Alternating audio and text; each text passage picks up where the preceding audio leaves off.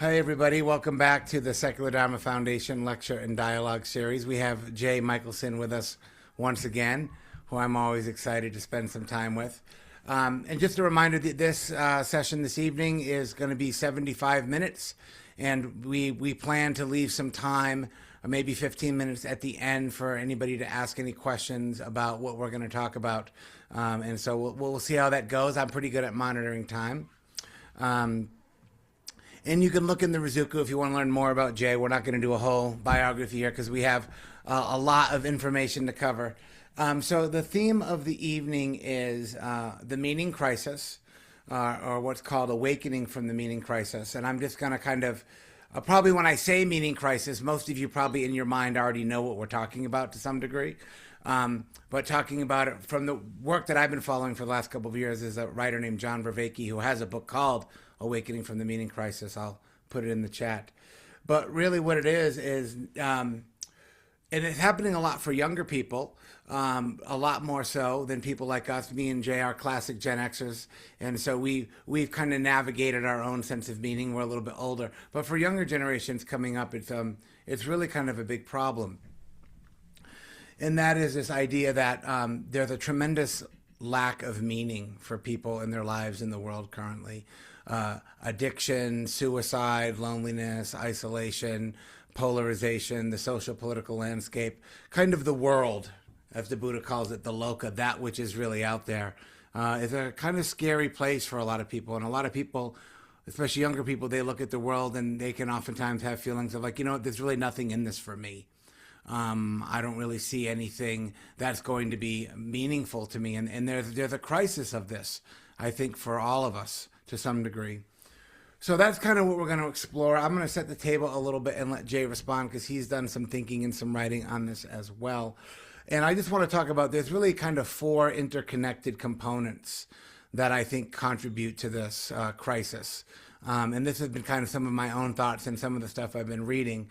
And the first one that I like to talk about is busyness, is the glorification of busyness and being productive. And the feeling of like, I have to fill my schedule. I have to have something to do. And that a lot of times people equate busyness with success. The busier I am, the more successful I am, have to fill up the calendar, have to be productive. And this is obviously fueled by society, by the economy, by the corporate culture. In fact, I read an article during the pandemic called The 25th Hour. And the joke of the article was that corporate America is coming for your 25th hour because they've already gotten all 24. Many people I know, they do work emails at 10 o'clock at night, and that we're just really, really plugged into the sense of being busy, overly productive. And the consequence of this, which is also part of these components, is burnout. Is that people are just totally fried. We're burned out because of the busyness, because of a bunch of things. And what we generally do, where the addiction oftentimes manifests, is that we just kind of numb out into like trash food. We doom scroll. We look at the phone. We don't have the energy to engage in something like maybe reading a book or taking a walk or doing something that might be good for us. And we just kind of go to this low grade form of entertainment, carbs and sugar and like bad scrolling. And then that feeling of that burnout gets us pulled into this distraction and really just kind of numbs us out. And on other levels can have lots of different consequences that can lead to addiction, trauma, isolation, polarization, falling into these kind of conspiratorial landscapes. And then the third one that I like to talk about, the only way to say it is the massive amounts of bullshit. Just like we're just being inundated with so much information about everything all the time that we just feel is just total bullshit. I see it all the time. All the different gummies they have now, and the powders, and the kettlebell challenge, and the cultivate a meaningful life before the sun goes down today. This get well, the wellness scheme, all of this stuff, even the information that we get, whether it's even about the news or social events. It really just we're really swimming in just massive oceans of bullshit. And to the point where we don't even know, a lot of us don't even know where to look to find things that are trustworthy. And so a lot of times what that does is it happens to me, I'll just sort of give up. I'm like, you know what? It's like the George Carlin HBO special, the last George Carlin comedy special he did was called "It's Bullshit and It's Bad for You." And Carlin might be more relevant today than he was when he was alive. It's just all this way in which we just kind of just swimming in disinformation to the point where we don't even like really know where to turn or where to go. And the last one, I think they're all interconnected and they get worse. But the one that I think, and I call them the four B's, is the feeling of being betrayed. That this burnout, this bullshit, this busyness, we feel betrayed by the institutions that were supposed to protect us. We feel like there's nothing in it. The world's not looking out for me. It's all a scam. It's all pre-planned, and this is where people really fall into this conspiratorial stuff, which is really, really destructive. And the feeling of that betrayal can give us a sense of sort of just wanting to give up. And I think in many ways, a lot of times the meaning crisis leads us into a feeling where we just kind of want to throw in the towel and go, you know what, fuck it, man. It's just, the whole thing's just a big, just nothing. And this feelings of betrayal leads to the one thing that I notice for myself if I don't watch this stuff, because I'm inundated with this stuff every day. I mean, everything I just spoke to, I've kind of experienced on some level today, is it makes me cynical. And I find that for me, from a kind of a Buddhist context, it's kind of what I can call a near enemy-ish of equanimity, where there's just like I can kind of just have this cynical, and cynical can sometimes actually feel enjoyable. It can kind of feel like there's even a little bit of wisdom in it. And it can really, it's really subtle, it's really, really sneaky, and it really wreaks havoc on my happiness, actually. It's kind of like, I say it's like a Cool Ranch Doritos and Dr. Pepper for the mind. It's like really kind of pleasant at first. It's junk food. A lot of this stuff is junk food. And it kind of feels good for a little bit, and it just ends up kind of feeling bad. It's what the Buddha would call the honey-tipped arrow. It's like at first it's like really sweet and kind of nice, and then a few minutes later we just kind of end up feeling like shit. And I think the consequence of this, and I'll turn it over to Jay in just a second here, is just what it means for human beings to actually, what happens for us if we live without meaning. If we don't have a sense of meaning, this is where we fall into nihilism and skepticism, and and this is maybe the downside of secularity, of like people losing their sense of community, or their sense of religion, or their sense of something that feeling part of something bigger than ourselves is usually a meaningful experience for a lot of people. So I'm really interested in the topic. I think about this stuff all the time. And we'll try to get to some solutions towards the end and trying to understand, and maybe perhaps we need an ecology of practices on how to navigate this. But I'm going to give it over to Jay, and I'm really curious to see what you think about all this. Thanks, Dave. That was really uplifting. Just kidding. Yeah, so I think where I want to start is noting a couple of things about just this term and this way of thinking. So Dave mentioned John Vervaeke, who's kind of a philosopher grounding his work in cognitive science. And for him, it's not, it's interesting. I like the four Bs, Dave, that you just sketched out. He has a much longer time horizon. And it goes for him kind of to some of the endings of the kinds of structures and communities that provided a sense of meaning and belonging and purpose. And, I think, without going into the kind of the psychology and cognitive science part, although we can do that, meaning means meaning in a very literal sense, not only in the sense of purpose, like, having a meaningful life, but also in the literal sense, like the meaning of words, the meaning of terms, the meaning of who I am, like of a sort of self-identity. And that is developed relationally, right? We know this, it's kind of, I guess I'd call it armchair evolutionary biology, how language develops and how language creates kind of consciousness as we know it. And when the structures that have been around that kind of connect us to one another break down, just how we construct meaning and truth shifts and breaks down. And so I'm sure all of us have in our circles people who've gone down some rabbit hole. You mentioned already like conspiratorial thinking. That's one good example. And we see this on the left and on the right, and in the horseshoe where the left and the right meet one another. Hopefully folks know about the podcast Conspirituality, which used to be kind of a fringe phenomenon, but now is running the Department of Health and Human Services, right? This kind of left-wing, right-wingism. And that, there are many causes for all of that, of course, but one of them for Vervaeke is literally that how we make meaning and make sense of the world.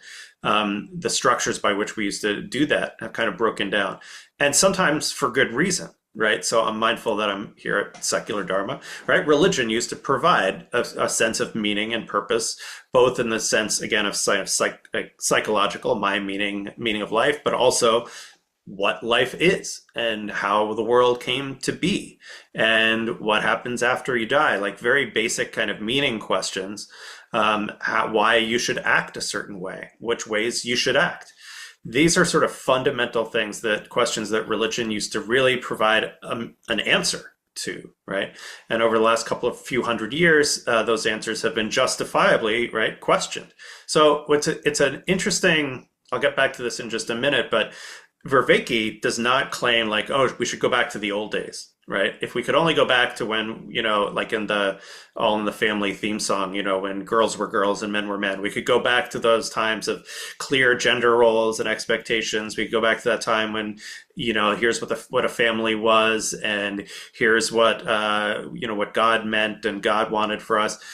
Vervaeke doesn't make that claim, but I would say, and we'll talk about this more in detail in a few minutes, the most, I guess, successful in a certain way answers to the meaning crisis have been reactionary. So Jordan Peterson is maybe a really good example of that. But the entire resurgence of kind of very conservative, I don't mean just like politically conservative, I mean really intense socially conservative value systems, including conservative Catholicism, which is dictating government policy right now, and other forms of social conservatism, they do suggest like, okay, yeah, that's right. We've eroded all of our structures of meaning. We need to get those back. We need to go backward. I think, I'll make an assumption about who's in this virtual room. That's probably not something that we would want to see, but the burden is on the rest of us in a way to either, maybe discover in our lives what brings those kinds of structures of coherence and meaning, and then think about how they might be shared, or go co-create new ones. Let me do two more things and then we'll go back to the conversation. I'm also setting the table. There's another younger thinker named Alexander Beiner who's active in the psychedelics world. He has a book called The Bigger Picture, and he just did a film, kind of a short documentary film called Leviathan, about his perspective on the meaning crisis. I want to say that I really don't share his perspective, but I think it's useful just to map it out a little bit, since I think he's one of the more, next to Vervaeke, he might be the most important kind of thinker doing work in this area. He goes back even further.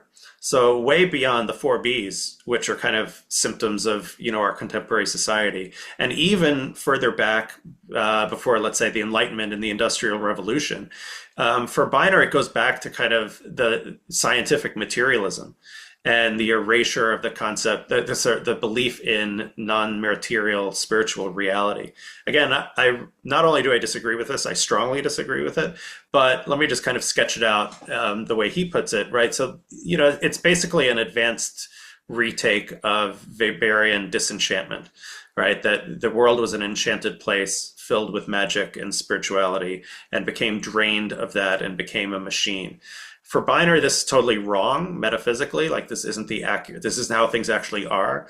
And for him, he really goes back, to ancient Greece, and to certain, obviously, you can tell when Descartes is always going to be a villain, even though it's not really the fault of Cartesian dualism, but some of that comes in. And so for him, that's the fundamental, he doesn't use the word original sin, but you could say that playfully, that's where things all went wrong. And then there's me. I want to just say a little bit and then give it back to the back and forth. So for me, I think that social structures piece is really important. The decline in traditional gender norms, which has contributed to the masculinity crisis. That's a good thing, right?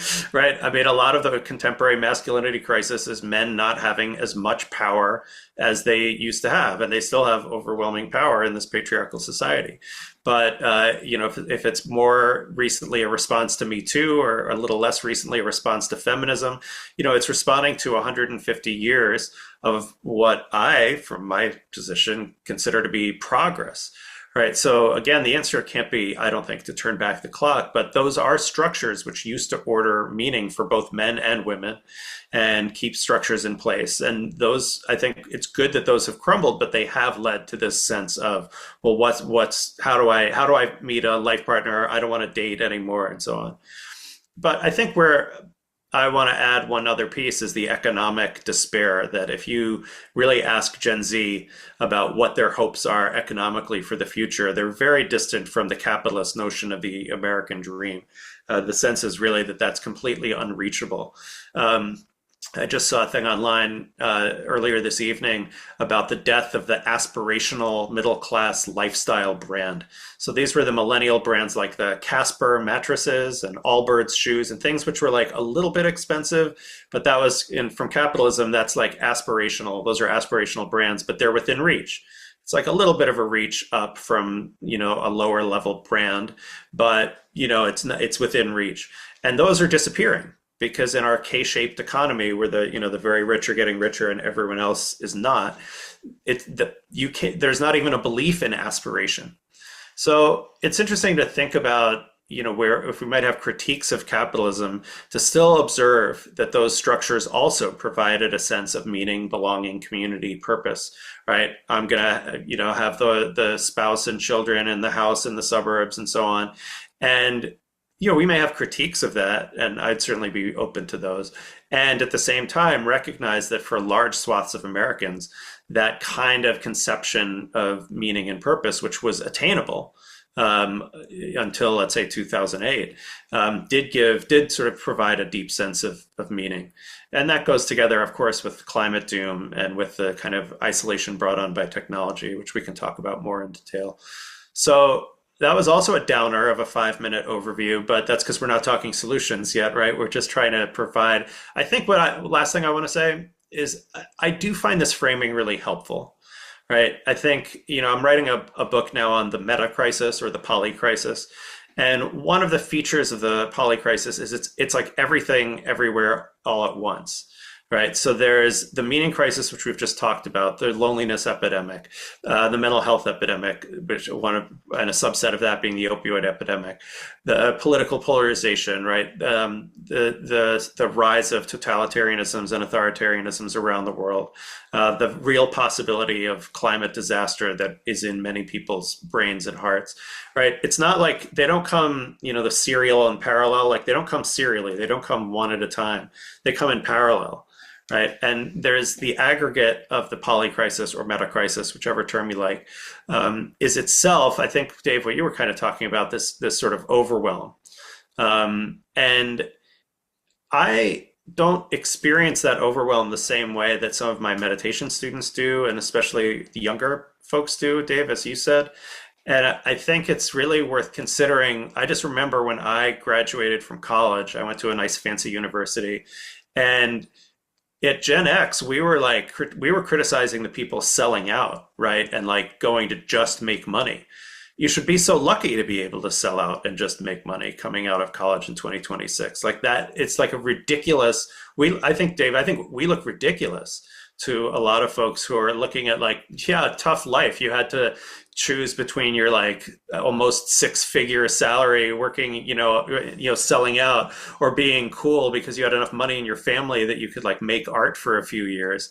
And I think it's worth inhabiting that reality based mindset. That's not wrong, that those opportunities just don't exist in the same way. I got lots more, but I talk too much. That's another set table. Thanks, Jay. I guess the real question would be, well, now what? And I want to just kind of like circle back to a bit of Buddhism here. A couple things. First of all, this idea of a middle way, which is probably the richest, most important concept in the Buddhist world, which is actually really hard. Actually, this whole middle thing is actually tricky business.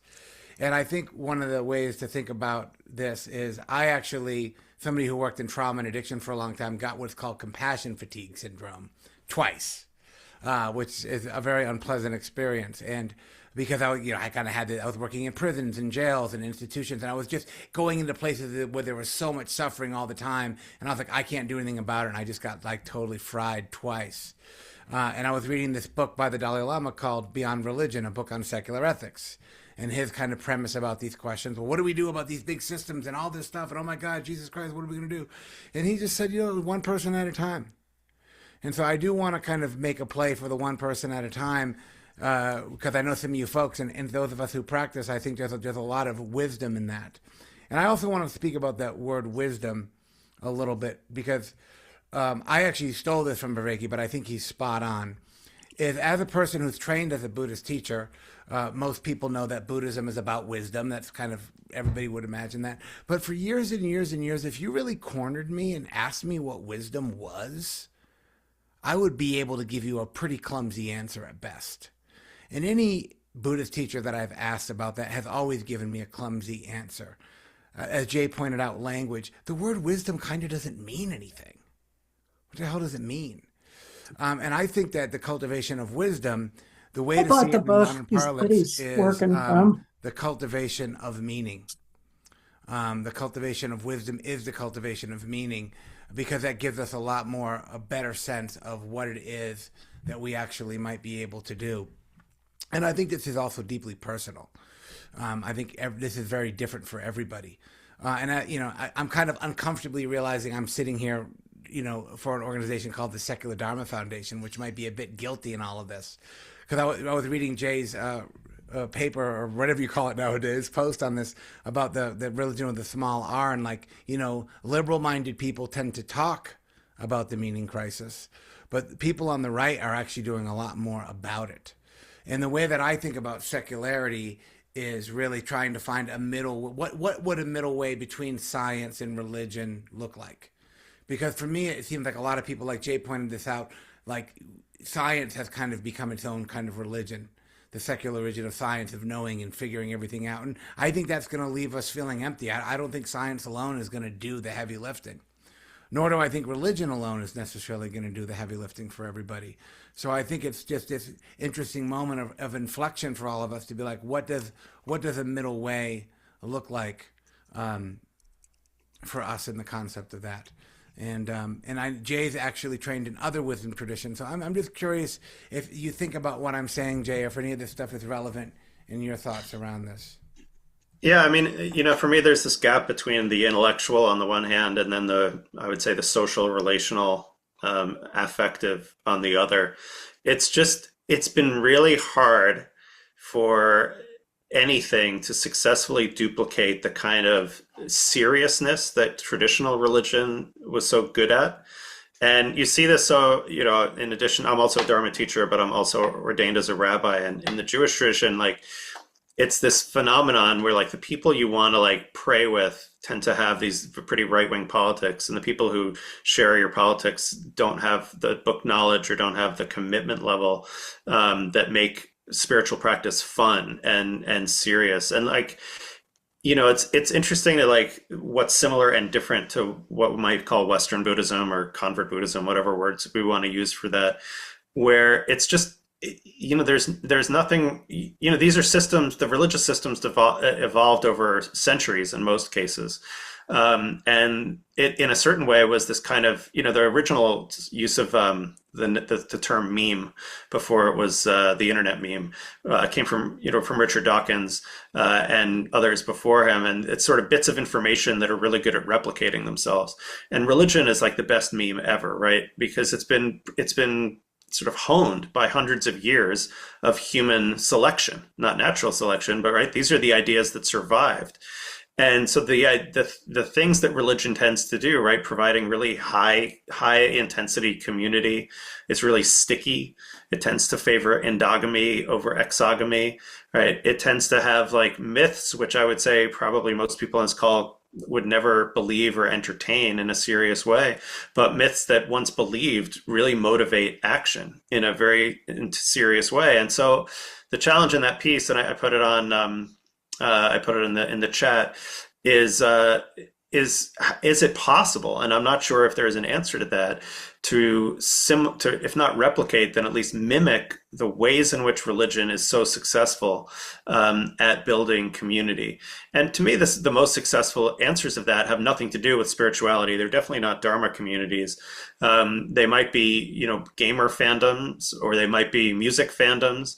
There are all kinds of subcultures that have grown up just in the last 15, 20 years that do kind of have that intense stickiness. They may not succeed at inculcating pro-social values or other things like that, but they do, similar to religion, right? There's a podcast I don't really like called Sounds Like a Cult.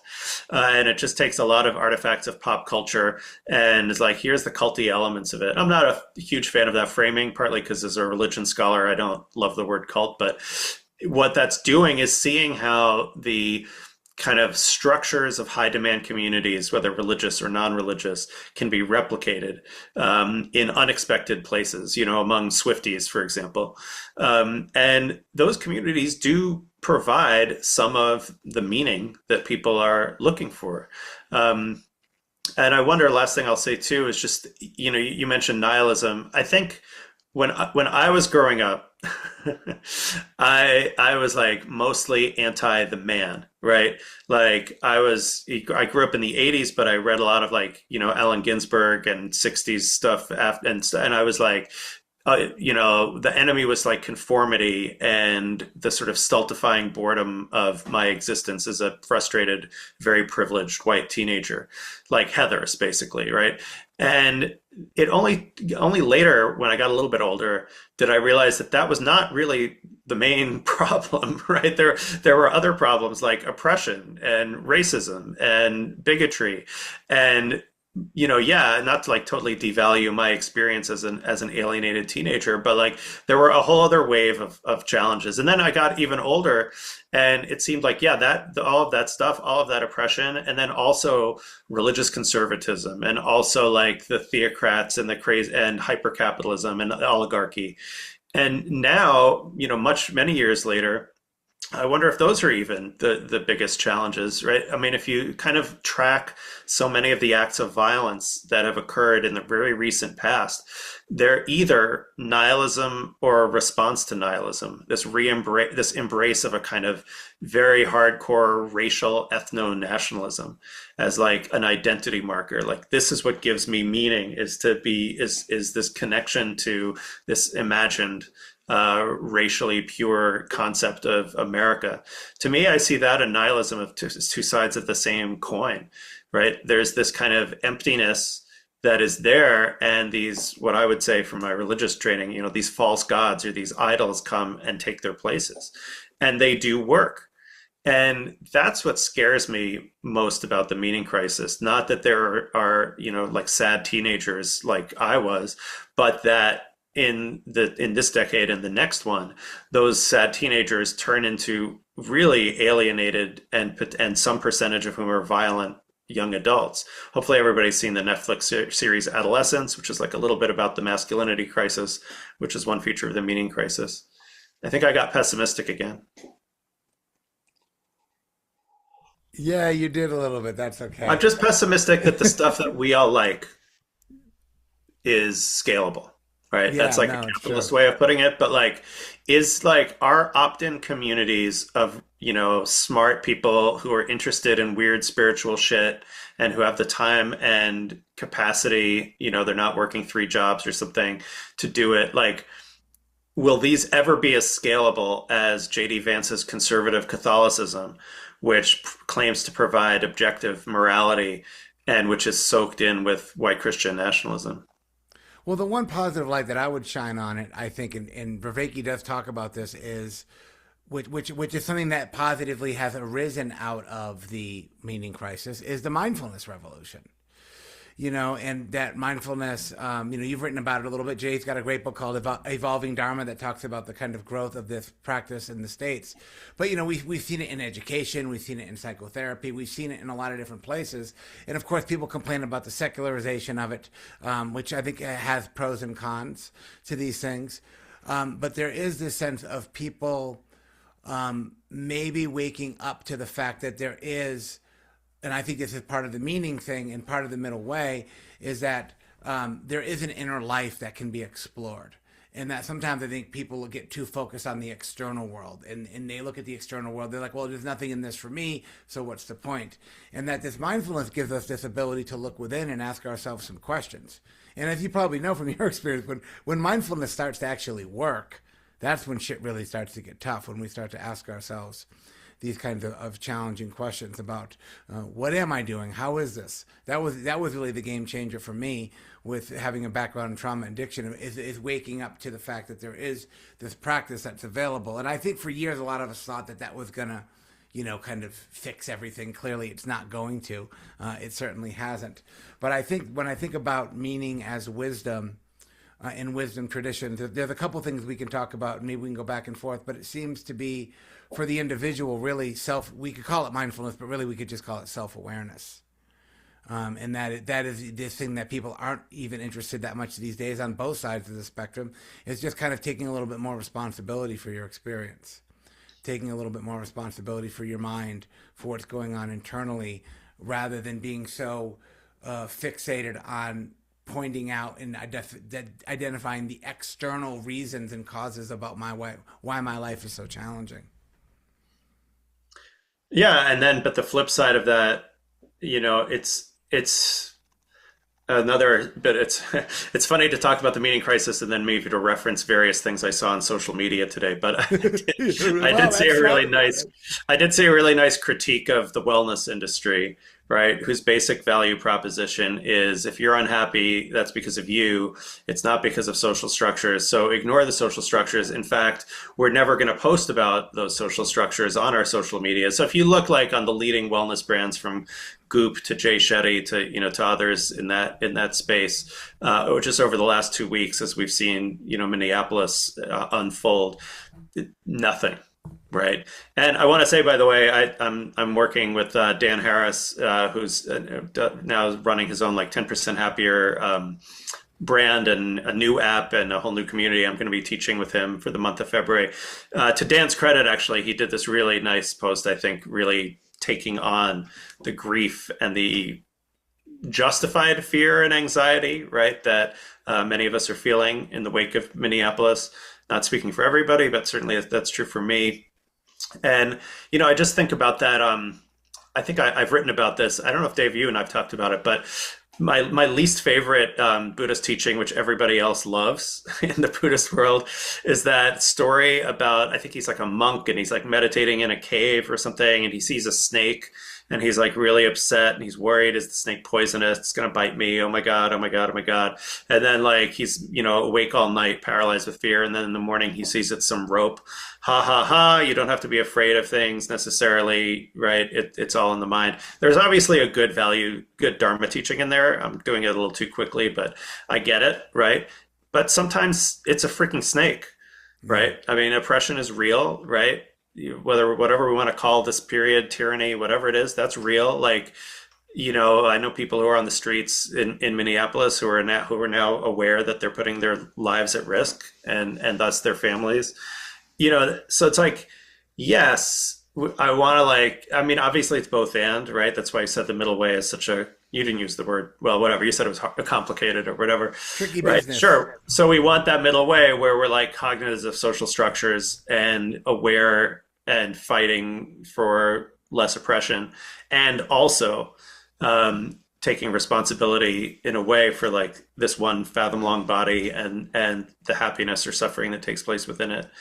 That's certainly true. I was waiting for this conversation to be half over before saying this, and now that it is, I should say that I don't actually directly experience a lack of meaning in my personal life. Yeah. So when I reflect on the crisis, I'm also turning inward to kind of inventory what are the things that do give my life meaning, right? So part of it's just my family, my husband, my daughter, right? Part of it's my work, which is conditioned by privilege, right? I'm able to do work like this and other stuff that's meaning generating. But part of it is that sort of wisdom traditions and the capacities, putting in a lot of time to develop capacities of mind and heart to rest in this present moment, even when the present moment is filled with grief and rage, as it has been many times over the last few weeks. And those things, and I could go on. I mean, there's more sources of meaning in there as well. And it is true that they're not connected to nationalism, and they're not, I mean, they are connected to a certain kind of patriotism, like the kind of American patriotism that likes the values in the Constitution and equality and freedom and a nation of immigrants. So I guess I'm connected to nationalism in that sense of the word, Yeah. but that's an unusual sense of the word. It's not connected to a certain kind of depiction of economic advancement, right? It's conditioned on sustainability and subsistence. So that's like what's been interesting for me is been diving in more to this discourse of meaning crisis, because I don't ever want to feel like I have all the answers, because I obviously don't. But I'm curious for you, Dave. I mean, you started by saying, "Yeah, I feel this on the regular," and I definitely feel like I wrote down your four Bs. Like, sure, I get like exhausted with bullshit a lot and so on. I don't feel that betrayed necessarily, but I get it. But is there like what are the things that give you meaning? And then we can open it up. Maybe I'm curious what other people would add in, or you could even use the chat. Like, You can use the chat. Yeah, if you have questions, what you are the want to put in parts the of chat. your life or your practice that do generate a sense of coherence, meaning, purpose, community, love, relationality? What are those pieces for you? And I'm curious, Dave, what yours might be. I love the question, and I think about it a lot. And I feel like my life is truly meaningful, but I feel like I have to work pretty hard to maintain it. I like think about it as like the fourth grade effort, like maintaining the constructive mind states. It doesn't, it doesn't come freely. Oftentimes, it requires a degree of work. Because I can, you and I talked about this last time we met. I have this kind of Star Wars Dharma analogy I use where I'm like not allowed to go to the dark side, even though I do go to the dark side because it's just overwhelming. And I think about like a couple of Buddhist ideas that are in a secular context that are helpful. Like I think about what compassion really is from the perspective of a mental state. It's the experience of being, for me, it's encountering the difficult, painful experience of this world without becoming overwhelmed by it. Because if I become overwhelmed by it, I really can't help anybody. And I have to do a lot of things on a daily basis to make sure I don't become overwhelmed by it because it's not helpful for me. It's not helpful for my kids. It's nobody benefits from me being overwhelmed. And at the same time, I also have to balance that without becoming overwhelmed, but I also don't want to become disconnected either. Hmm. And so that's a really, for me, that's almost like a moment to moment skill of like, okay, like I need to put my phone down or like I need to pick my phone up or, what's going on with me here. And to think about like some of the cognitive science stuff that's interesting, it's like, where is meaning created? It's not created inside my mind, right? You can't like find the meaning creation aspect of the cognitive function. It's not in here. You can't find it. But you also can't find it in the world. So it's really in the interplay of the two. It's in the indwelling. It's in there's your middle way, right? It's in my relation to myself and my relationship to the world. It's in that being able to watch the sunset and actually be in touch with it enough so that it's meaningful. It's being able to sit at my kids' baseball game, even though those kids are terrible at baseball and it's not entertaining at all to watch. But yet it's weirdly deeply meaningful. It's I drove to Utah last weekend, 6 hours for my son to play some basketball games. I find it's very subtle, and I find that it's not necessarily automatic. I have to participate in it. I don't necessarily think it's profound or really all that special. I think it's actually to some degree under our nose much of the time. But I find that it requires some. I have to participate in it, otherwise it doesn't really happen. Hmm. Do you feel like you needed to go through some of the dark night of the soul to then come out the other side and have these capacities for meaning making? I think so. I think that, I mean, maybe it's unique to me because I have trauma and addiction. A lot of people that I work through it have the same experiences. But it was like, for meaning to even become an interesting thing, I really had to touch the deep nether regions of meaninglessness. Hmm. And like you almost have to really see that. That's for me. That's that dark night, the despair, the meaninglessness, the what's the point. There's really nothing in this for me. And what got you out? What I mean, you had a Yeah, yeah, yeah. to put it in stupid words, you had a positive result, right? But Yeah, like, yeah, totally. what rescued you from that? Because that's a dangerous place, right? It's a dangerous place. A lot of people live there. I mean, I spend a lot of time trying to talk people out of that place. And for me, it was, with really, of course, it was the practice of mindfulness and really more specifically the Dharma and all that. It was being offered a framework, a worldview, basically kind of, and I would even almost say a religious kind of experience of like somebody offered me a way of looking at things that I never had occurred to me. Like a different way of seeing life or a different way of seeing the world or a different way of seeing myself that gave me at least a little bit of hope or a little bit of faith that, for me, it was like the faith that maybe I would be okay at some point. Hmm. I feel like you've just reinvented the wheel of Vervaeke 101, like in a good way, right? That's what he's saying, right?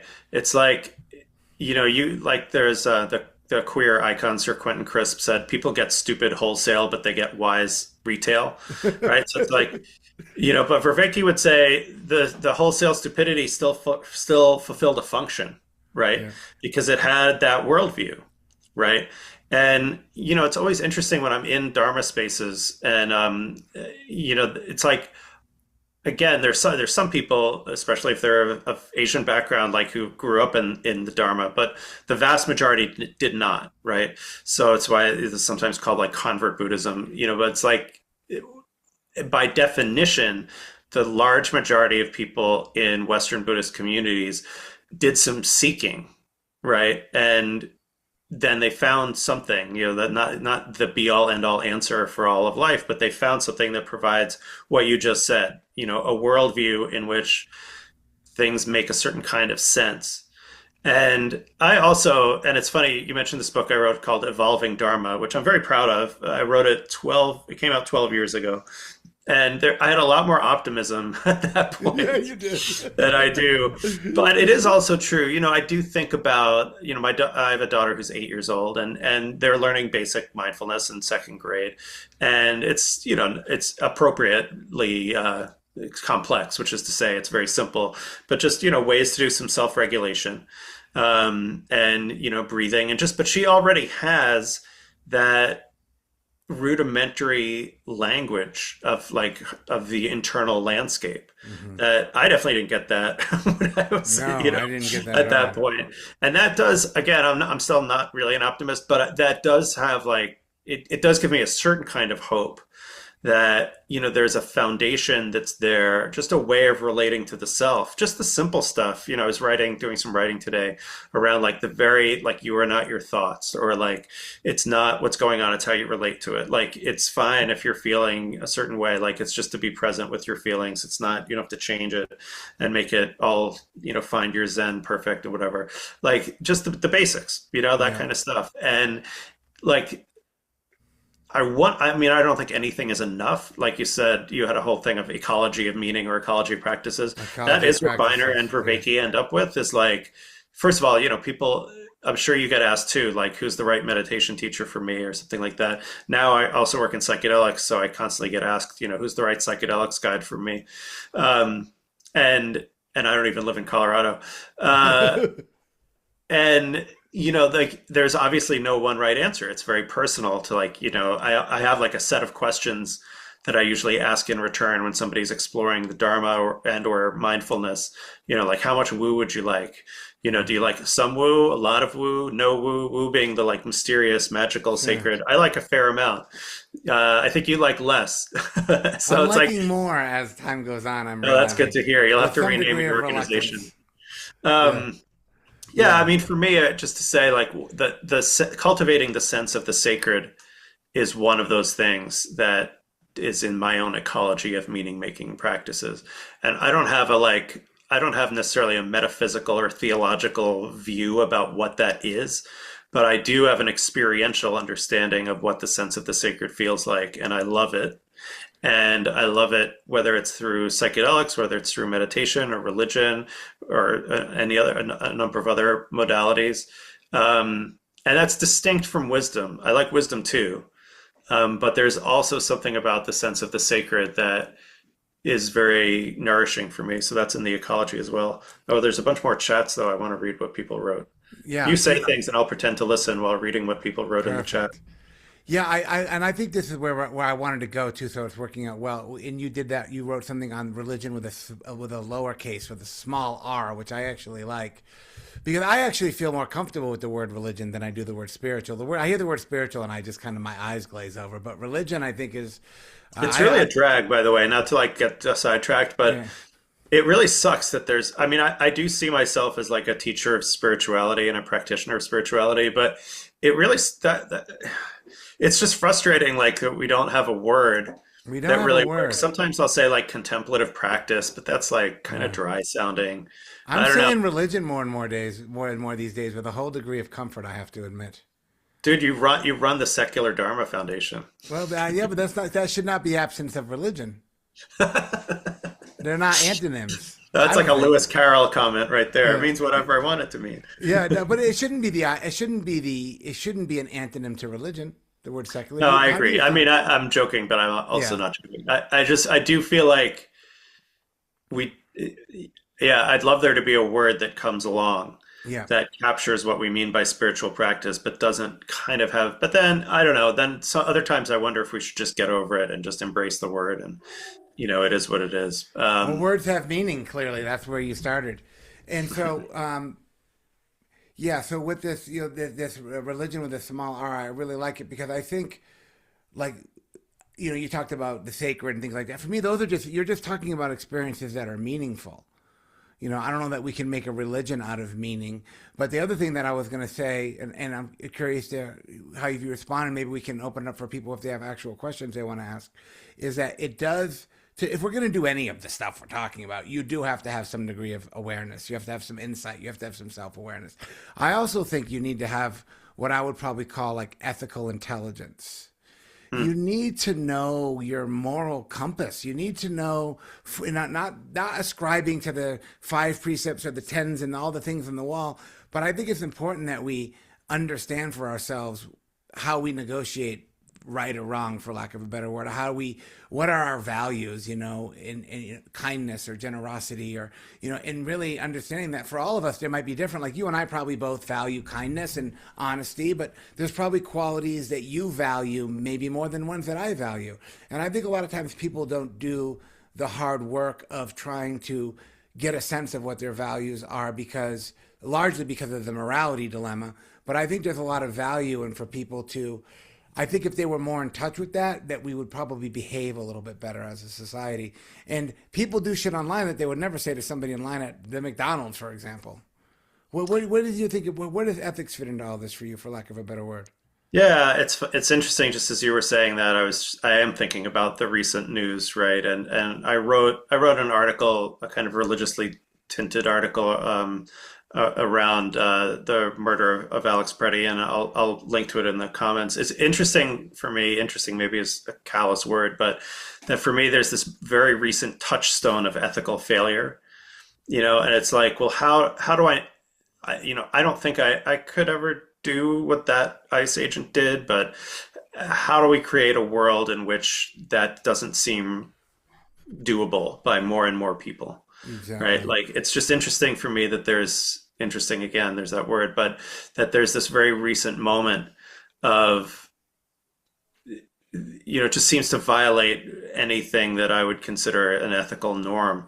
And I don't mean to like turn us into like a political conversation, but just like, what's good about what's one interesting good thing about this incident is like how people from many different political views are also feeling like that was profoundly not okay or evil or whatever it was. We may have different understandings of, who's to blame or whatever, but just that one act in particular. So I almost feel like the ethics, the ethos of do no harm kind of brings itself, it has its own appeal. It's like, well, let's have it not be that. Incidentally, I'm a terrible advertiser, so I will advertise in this moment. I'm co-teaching a course on a queer perspective on the 5 precepts at New York Insight. It's online as well as in person, so I just put a link in there. So I've been thinking a lot about the precepts lately, and just in preparation for that particular course. And it does feel like, I'm going back and forth. Leslie Booker, Dave knows, some of you may have experienced her Dharma before, loves rephrasing the precepts in positive ways as opposed to like abstaining from violence or, do not take what's not given, stuff like that. Like create a culture of generosity. It's funny, it's a very warm disagreement, but I have a warm disagreement with that. I actually like the do no harm aspect of them being phrased in the negative. Like, how about just don't harm? Let's get to that. Like, let's get to that level. It'd be nice if we could actually get to that. Like, is that attainable? And that would, of course, I would include, the natural world in that as well, right? Not causing harm, maybe an understatement. Yes, I agree. Like, there's something affirming about the affirmative languaging of the precepts. But I like the slightly lower expectations almost of like, and I see that too. I see that as a parent. Like, are there, of course, I want to be positively full with love and concern and care and all of the nurturing and good enough parenting. But maybe good enough parenting is actually a good place to start, right? It's also like, can there not be moments where anyone feels unsafe, emotionally as well as physically? Can there not be? So like, I feel like there's a sort of, and maybe this comes from Western religion, there's this notion that ethics comes from the sacred, or like you have some peak experience and then ethics comes as an answer to it. And maybe that's true. I've actually written stuff like that about that before, but now I feel it's more that ethics generates the sacred, and it generates meaning as well. Like it has meaning than a single act of generosity, like you said, one person at a time,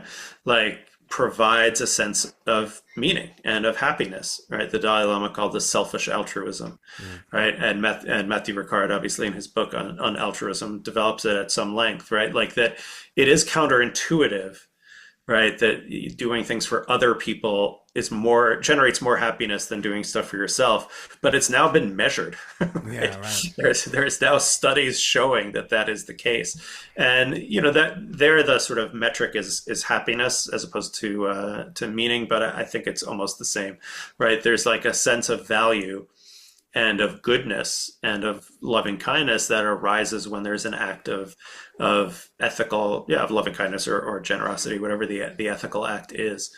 And it is interesting just to contrast that, Dave, with what you said earlier about compassion fatigue and compassion burnout, right? There again, it's like finding the right amount of it, right? Where you're just giving and giving, right? That's out of balance. But I feel like in our society, we maybe want to tip the balance still toward more giving. I think that's right. Yeah, I think that's right. One last thing I think that's important is because you have a multidiscipline kind of approach to this, and I think this is crucial in the whole conversation is faith. Where do you derive? Does that word mean anything to you? How does that make it in your day-to-day? How do you negotiate the reality of that complicated word? What do you have faith in, and do you have faith? Yeah, I just use Sharon Salzberg's very short definition, trusting your own deepest experience. And it's like this attitude of trust as opposed to mistrust. I don't have faith in, right? I mean, I know I'm like a non-dualist, so I'm not really like a traditional theist, despite being a rabbi. Like I don't have beliefs in things being a certain way and that I've accepted on faith. I think those are, I don't want to use the word dangerous, but anyway, I guess dangerous, whatever. I don't like those um, because they're non-falsifiable and people cling to them. So I try not to get attachment to views, that kind of faith. But, and I don't, I think it's a very peculiar moment. This is what this book I'm writing, the book I'm writing is called How to Grow Wings While Falling. It's about growing wise in the midst of the poly crisis. And I don't, when I was growing up, I feel like, people complained a lot in every decade, which does give me a certain kind of comfort that it's always been Yeah, 5 minutes to totally. It's midnight. always been the worst time to be alive, It's right? always been the worst time to be alive. So that gives me some comfort. But then I feel like we were like, maybe now really is though. Anyway, Yeah, right. Everybody says that though. Everybody there can't be certainly right. is a degree of uncertainty or not, that I don't think was present for my parents when I was a little kid, right? So like, will the climate disaster be merely terrible, or will it be civilization ending? How bad will it be? Like, will authoritarianism, not just here, but around the world, is this a cyclical thing and this will cycle out? Or are we entering a really dark period in which, globalization has led to this backlash and technology has led to this backlash and liberalism has led to this backlash? I don't know. Is AI stupid, overrated, helpful, harmful? Economy destroying, civilization destroying. We face these kind of profound, what are called, if by effective altruists, X risks, existential risk. Like that. I don't think, we had nuclear war. I remember I'm looking around the room. Yeah, There's that was pretty scary from what I yeah, I remember I watched the remember. day after when it came Yeah. out, that movie, the TV movie about nuclear war, and yeah, I mean that was a very real danger. Um, and still is, in fact. Now I'm watching Fallout, which I don't recommend if you want to feel better about humanity's prospects. So great TV series. Anyway, there just feels like there are so many more profound levels of uncertainty now, that it does feel like faith feels like a kind of good place to put the heart, but there's no real basis for it. That's very Buddhist faith you have there, because that's exactly how I see it. It's more of a mental state. For me, it's like almost in the moment to moment is learning how to put my attention on something that's trustworthy. I mean, just to be orthodox for a second, like in the suttas, where sada is talked about, one of the places talked about is a measure of practice, right? So Yeah, when somebody attains stream entry, this comes a little bit later than the original suttas, but then one of the things that disappears is a certain kind of doubt. that's right. Not all doubt, doubt still is there, but you've seen that the practices lead to a result, right? So now you have faith, right? It's the opposite of blind faith, right? It's experiential faith. So you've seen, and this is true whether or not we've attained stream entry, right? You can see, right, like that you're 10% happier. You can see Yeah, that right. like you're in a tight moment, and sometimes you fail, but sometimes you succeed. Sometimes there's mental spaciousness that's there, and you're able to say something or do something that's non-harmful at the very least. And like that faith, that I do have, right? And it's different from how I'd say most people would use the word or define the word faith, but it is how the Buddhist scriptures define it. By the way, there's also Buddhist scriptures that talk about faith in the conventional sense, like faith in the Buddha as, an omniscient, omnibenevolent being and all that stuff. But this version of sada, which is also in the texts, that is something I experience. Nice. Let's hit it. Let's pause there. I like that.